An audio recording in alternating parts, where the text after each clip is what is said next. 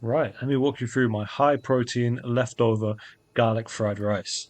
So, what's in this fried rice? One large chicken breast, half a green bell pepper, seven garlic cloves, 1.5 cup of cooked white rice, handful of chickpeas and cashew nuts, half a brown onion, one egg, and 2 tablespoons of any oil that you want to cook with. Really, I had vegetable oil. I'm trying to get that out for lard or something. I don't know what people do these days. Whatever you see on TikTok that people tell you to use. Slice up the garlics, or dice the onion, cut them, dice the peppers as well. Well, cut it into small cubes, just like the chicken here. So they're slightly bigger cubes, aren't they? Salt and pepper. Make sure that's seasoned. Don't want bland, dry chicken.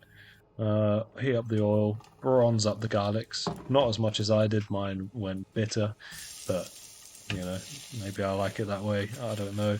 Chuck everything in there: chickpeas, cashew nuts, chicken, peppers, onions, just good stuff, really. Stuff that your body will be happy for. Maybe not the vegetable oil, as the Matrix will tell you. Anyway, yeah, fry that up, stir fry that, shake it around, stir it around. Cooked after good 5-10 minutes. Get the egg in, fry it up. I like a runny yolk, so that's what I do, and I slap it on top. Might have broke the yolk. Just how I like it, I suppose.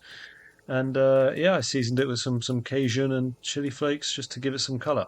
You got protein and egg, chicken, cashew nuts, and the chickpeas. Don't know what the grams are. Don't know what the calorie is. Fried rice, isn't it?